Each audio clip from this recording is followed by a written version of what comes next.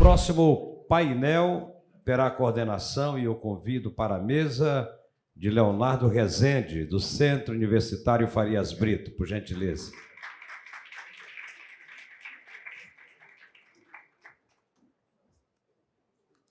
Lembrando que teremos também neste painel a participação via conferência. Convidamos os expositores e expositoras, Leôncio Patrício Freire, ex-presidente da Corte Constitucional do Equador e ex-juiz da Corte Interamericana de Direitos Humanos do Equador.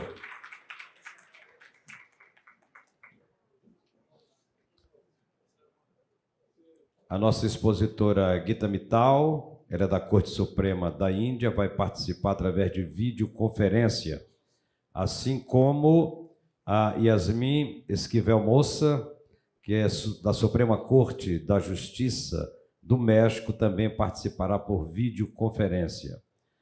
Convidamos Rubem Martinez Dalmau, da Universidade de Valência, na Espanha.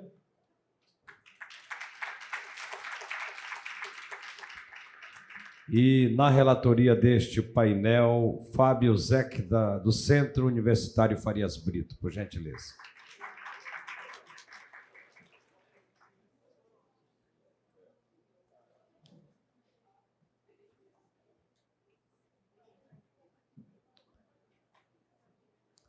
Queiram tomar assento, por favor. E nós passamos a palavra ao senhor Leonardo Rezende.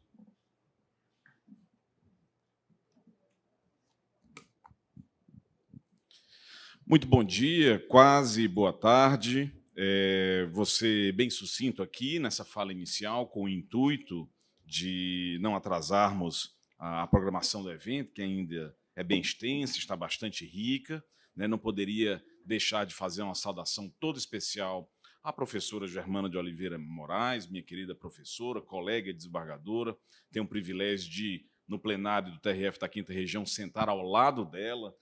Então, sempre facilito o meu trabalho, porque eu voto depois dela, então já tem ali um rumo de como votar bem os casos mais complexos.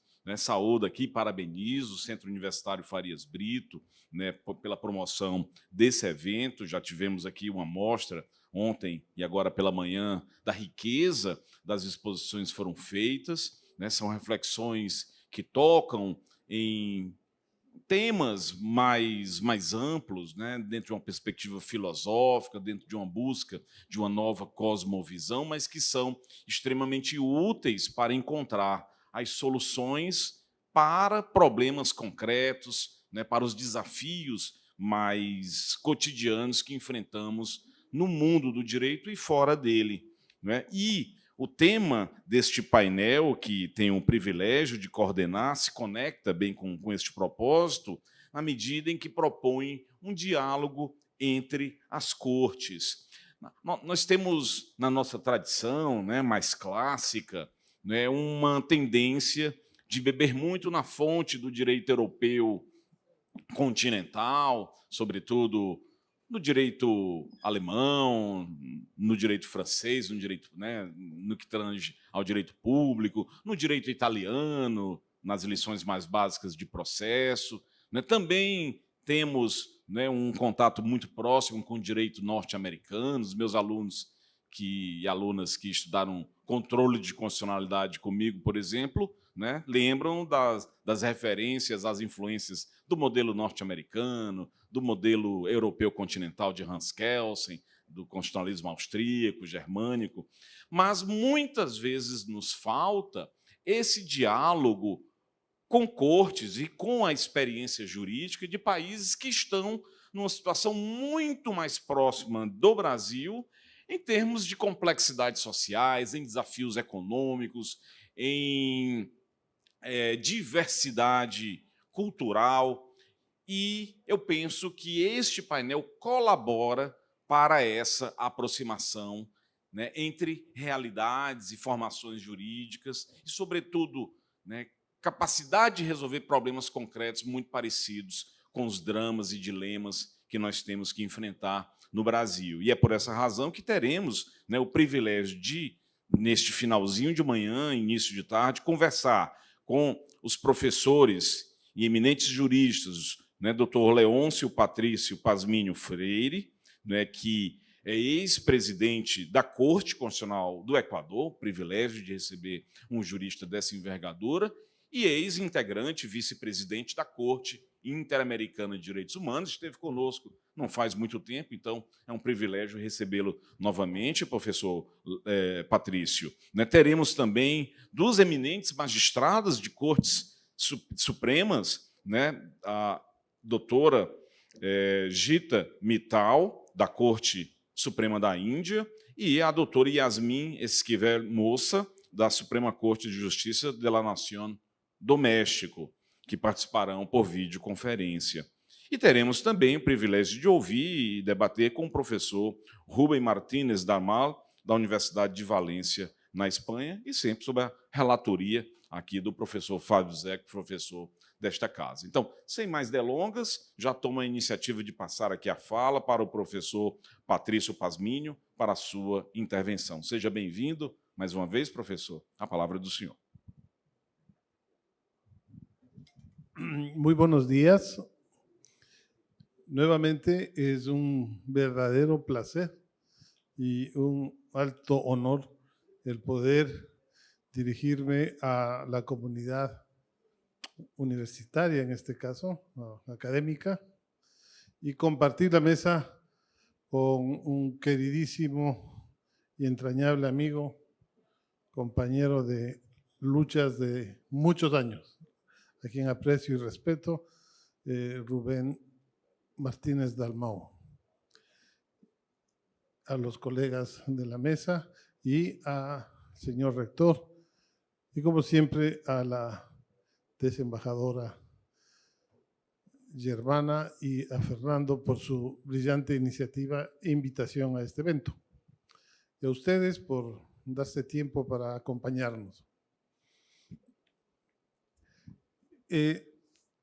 Quisiera comenzar esta palestra, esta presentación, rememorando dos hechos, y voy a explicar por qué lo hago de esta manera, que en mi opinión son importantes para entender este concepto de relación horizontal entre cortes. ¿Qué se trata esta relación intercortes? ¿Qué implica el proceso de desarrollo del pensamiento, del justpensamiento, sea interamericano, sea el justpensamiento internacional, el rol que juega la jurisprudencia, los pronunciamientos de los tribunales internacionales, el peso, la eficacia del derecho internacional, de los derechos humanos, para la región particularmente, qué implica el que nuestros sistemas jurídicos y judiciales asuman el rol tan trascendental que tienen el de lograr hacer efectiva ese requerimiento de la sociedad que es el acceso a la justicia y el lograr una eficacia en la garantía y protección de los derechos. Bueno, quiero comenzar comentándoles que saludo de manera muy entusiasta, me adhiero de manera totalmente solidaria, primero con los pueblos indígenas de Brasil. ¿Por qué? Porque han obtenido una decisiva, importante e histórica victoria judicial. Una muestra más de que el derecho se construye no solamente en las aulas universitarias o en los tribunales o en los despachos judiciales. Sin la presencia, sin la actuación decidida de los actores sociales, nada no es posible. Yo he seguido muy de cerca y ahora que he estado casi este mes aquí en Brasil, como se dice en mi país, con el alma en la mano, esperando la decisión del tribunal. Y esta decisión se ha dado el día de ayer. Una decisión, me parece que ya definitiva, de 9 votos a favor y 2 votos en contra. En el caso de el marco temporal que se estaba debatiendo para la aplicación o no del derecho de protección de las tierras indígenas en relación con la aplicación de la normativa constitucional de 1988. Es una solución histórica que rebasa el marco de las fronteras de Brasil.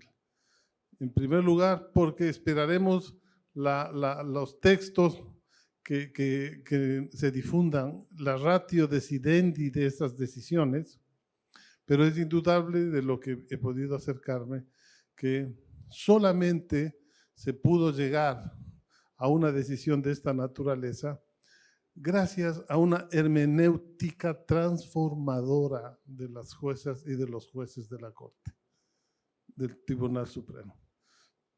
El interpretar la norma constitucional para favorecer a las comunidades y pueblos a partir de posturas jurídicas diferentes, utilizando un criterio de razonamiento absolutamente garantista a la vida, integridad y proyecto de vida de los pueblos indígenas, es indudablemente una hermenéutica que garantiza la supervivencia de los pueblos y la supervivencia de la cultura y, por tanto, la supervivencia de la naturaleza en Brasil.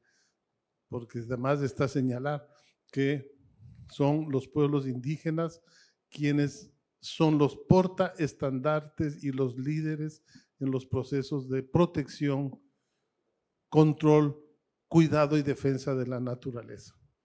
Entonces, este triunfo jurídico también, por supuesto, que es de la naturaleza. Que no podemos esperar solamente que salga la sentencia referida a derechos de la naturaleza para considerar que es un derecho, es un logro de esto. No, el hecho de que ya en la sentencia se privilegie la relación indisoluble entre comunidades, cultura, condiciones y calidad de vida, medio ambiente, recursos, es una visión de derechos conglobada.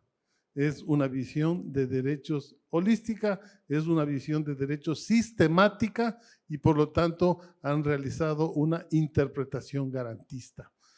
Entonces, estos elementos que podemos encontrar así muy brevemente en esta histórica decisión debe llamarnos a la reflexión de la importancia que tiene, por un lado, en el marco de un orden jurídico que se respeta como tal, el rol transformador que tiene la justicia. Cuando sus actores, las juezas y jueces, cumplen el papel que les corresponde. Un papel de garantizar la vigencia de la Constitución y de garantizar la vigencia de los tratados internacionales de derechos humanos. Porque también, de lo que leí, como no puede ser de otra manera, en la ratio de la decisión hay un basamento y un razonamiento en el derecho internacional de los derechos humanos y en doctrina internacional y jurisprudencia comparada. Estos elementos entonces hacen que, más allá de ser una sentencia más, es una sentencia trascendental y que se inscribe dentro del marco de lo que venimos discutiendo ahora, que es el desarrollo de los derechos de la naturaleza. Podemos afirmar sin lugar a dudas que esta decisión, entonces, es un saludo a los pueblos y es un homenaje que la naturaleza recibe y que en este evento que estamos tratando de esto no podemos más que alegrarnos, felicitarnos y saber que se sigue caminando y avanzando en este proceso tan largo y difícil como es la construcción de un orden jurídico nacional e internacional que privilegie la garantía de los derechos, que privilegie la vida del ser humano, pero también de su entorno ambiental. Otro tema que no tiene aparentemente que ver, pero que también es judicial, pues como abogado, como juez, no tengo que hablar más que desde esas experiencias, también, y que tiene relación con los elementos que estamos hoy analizando. No dejo de manifestar mi alegría y le he transmitido a mi hermano y amigo Rubén la emoción al conocer que el día de ayer en España se aprobó el reglamento dentro del Parlamento, ¿cómo es? El Congreso de la República, se aprobó el reglamento donde se deja ya establecido la libertad o la obligación, en todo caso, de respetar la interpretación lingüística diversa que hay en España. Es decir, estaba debatiéndose si solamente puede hablarse en español en el reglamento. Y por lo tanto no había que, estaban vetando la posibilidad de que las nacionalidades se expresen, las regiones se expresen en su catalanes, gallegos, catalanes, vascos, valencianos, y se ha logrado eso. Es decir, un triunfo también de esta visión jurídica integral. Es una visión jurídica articuladora, es una visión jurídica que respeta la diversidad y que en el caso de España consolida una visión plurinacional, que es la que nosotros de nuestros países hemos venido luchando. Que lo que se hizo aquí hoy en el Supremo Tribunal Federal fue respetar la diversidad, reconocer la existencia de otros pueblos, de otras culturas, de otras formas de entender la vida y el mundo.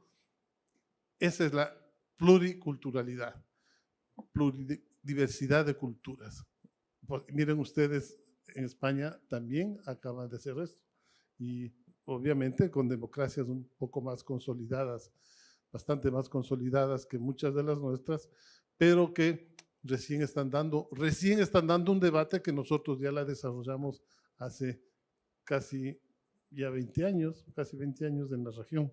Así que ahí les ganábamos, pero ahora han aplicado. Así que miren ustedes, ¿por qué esta reflexión entonces? Es porque en el ámbito de lo que se llama aquí, cuáles son los desafíos del orden jurídico para lograr que el plan, la propuesta, esta idea de los derechos de la naturaleza se vayan configurando, es una tarea compleja, es una tarea múltiple, diversa, no tiene una sola causa, no tiene una sola forma de resolver, sino que es múltiple y diversa. Entonces, reconocer estas dos decisiones judiciales y también reconocer que el derecho tiene grandes posibilidades, como también tiene grandes obstáculos. Hoy nos podemos tener satisfacción por estos logros, pero también tenemos grandes problemas en la región que no terminan de ser abordados para el reconocimiento de los derechos, no solo de la naturaleza. Lamentablemente, en la región hemos regresado de tal manera que hoy tenemos que estar demandando el reconocimiento de derechos civiles y políticos que se suponía ya superados en la región. El derecho a la vida, el derecho a la expresión, la asociación, el derecho a la votación, los derechos más, digamos, primarios del orden jurídico, hoy en la región han sido y se ven hasta el día de hoy amenazados. No se diga los derechos sociales, los derechos económicos. Entonces, este gran desafío del orden jurídico tiene varios actores y estos actores atraviesan los diversos escenarios. No es en orden jerárquico, pero indudablemente desde mi perspectiva, desde mi experiencia como juez, como activista en mi época, siempre he considerado que la construcción del derecho y la transformación del derecho requiere de la sumatoria de diversas dinámicas y fuerzas. Una que surge de la realidad, que es esta, la lucha de los pueblos, su demanda, su permanente afán por conseguir mejores condiciones de vida. Sin eso no hay nada. Si no hay las víctimas organizándose, peleando 10, 15, 20 años, no se logra nada. Una academia que acompañe esos procesos, una academia que forme a juristas, una academia crítica, una academia que salga de las universidades, que salga de los estudios para conectarse con una realidad. Esa es una academia que promueve el debate jurídico. Por eso también saludo al colegio, saludo a Germana, al colegio que se conecta con el ámbito jurídico, con el ámbito ambiental, que desarrolla pensamiento crítico en ustedes, que son los próximos quienes van a ser abogados o abogadas, que serán juristas, jueces, fiscales, investigadores, para que se formen en esta noción de construcción de pensamiento jurídico, en el caso de los abogados, o pensamiento crítico en cualquier disciplina. Entonces, ese es el otro gran desafío. Una academia activa, una academia abierta, una academia crítica y propositiva que ayude a construir pensamiento propio. Eso requiere. Y eso requerimos los jueces, eso requerimos el mundo jurídico, que haya abogados y abogados que nos pongan a los jueces de los tribunales contra las paredes, contra las cuerdas, que desarrollen argumentación jurídica que realmente permita desarrollar el derecho. ¿Ustedes creen que fue fácil que la Corte Interamericana abra su reflexión para reconocer que existen derechos colectivos? No fue fácil. Fueron casi 40 años, casi 30, año 1986. Desde que se conformó la Corte, habían pasado como 15, 20 años. El sistema jurídico no daba paso al reconocimiento de los derechos de grupos, de pueblos, de personas. Y la razón de ser era los derechos subjetivos, los derechos de los individuos. La personalidad jurídica la tenía la víctima individualizada, y su reparación era de igual manera individual. ¿Saben quién fue? Creo que les comenté algo en la vez anterior. Fueron la comunidad de pueblos indígenas misquitos, en su demanda que la presentan en el año de 1982, que presentan a la Corte, a la Comisión y a la Corte, demandando la protección a sus árboles de un bosque sagrado que estaba siendo destruido miren que era contra un bosque, era contra la naturaleza, las afectaciones. Es la primera sentencia que ingresa en el sistema interamericano y donde causa un revuelo jurídico, causa un revuelo que no tenía parangón, porque se comenzaba a discutir algo que era medio exótico para el derecho, especialmente para un derecho positivista como el que caracterizaba al sistema. Y habrá de pasar varios años para que en 1986 se dicte la primera sentencia. Y esa primera sentencia establece por primera vez el reconocimiento de la personalidad jurídica de pueblos, comunidades indígenas. Abre el primer paso y a partir de ahí, siempre he dicho, los argentinos tienen una frase, ¿no? que dicen la grieta, siempre hablan sobre la grieta, que es con lo que se rompe las estructuras. Yo recuerdo ese cuento de Hansel y Gretel, del niño que cómo lograron romper ese gran muro donde se contenía el agua, era tratando de abrir una grieta. Cuando se abre la grieta, se abre el camino. Entonces, eso demandó muchos años para que logre reformularse la reflexión jurídica en el sistema y por lo tanto en los tribunales nacionales.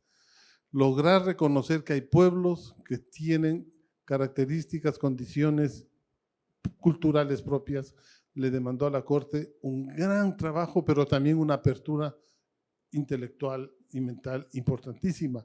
Una academia que acompañaba a eso y abogados y abogadas litigantes que se prepararon para eso. Y claro, las víctimas que lucharon. Ya de ahí no digo que fue fácil, han sido más de 20 años para lograr que se reconozca en el ámbito de la jurisprudencia, de la doctrina y de las opiniones consultivas la emergencia de los derechos sociales, de los derechos económicos, de los derechos culturales y también de los derechos ambientales. Este es el gran desafío que se tiene en el sistema, porque no podemos afirmar que hemos dado pasos más sólidos en el campo de la defensa, de la protección o de la caracterización o la documentación de los derechos de la naturaleza. Recién hemos estado en la fase de consolidación de la apertura del sistema y de las cortes nacionales a el enfoque de los derechos económicos, sociales, culturales y ambientales. Esa tarea ha sido ardua, ya se ha logrado en el ámbito de los pueblos y nacionalidades, ya son reconocidos como personalidad jurídica, ya son reconocidos como violaciones colectivas, ya son reconocidas reparaciones colectivas, ya son reconocidas política pública que se ordena a los estados para reparar las violaciones, se construyó los conceptos de violaciones estructurales a los derechos humanos, de violaciones estructurales por pobreza, violaciones estructurales por discriminación, que surgieron por esta lucha de defensa de los derechos económicos y sociales y que, así como ahora en España, rompieron también debates jurídicos constitucionales bastante complejos. ¿Por qué razón?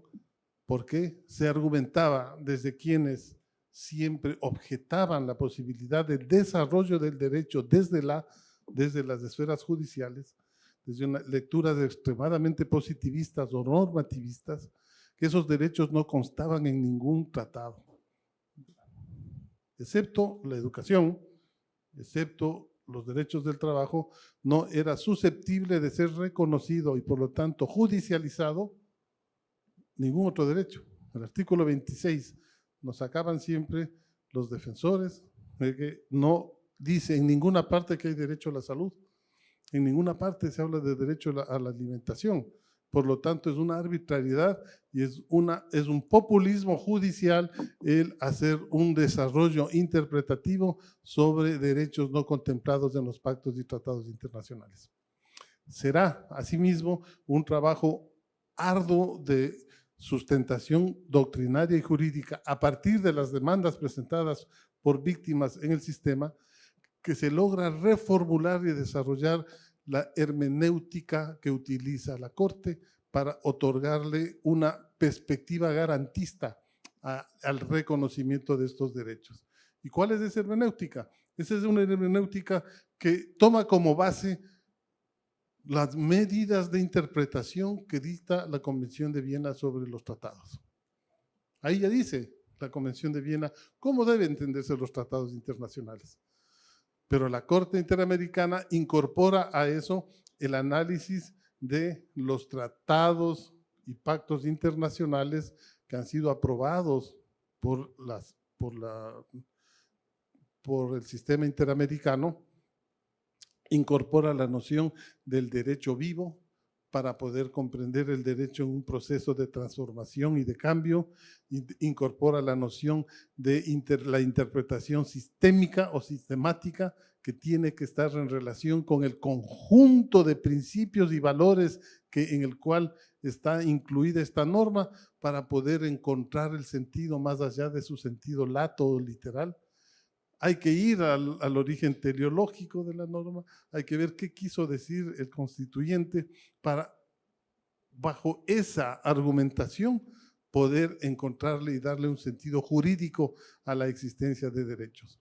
Y en el caso específico, la Corte logró incorporar, al reconocer que la Carta de la OEA y la Convención Americana, al declararles por sentencia que son instrumentos internacionales, los incorporó como fuentes del derecho internacional. Y al incorporarles como fuentes del derecho, le permitió dotar de fuerza jurídica.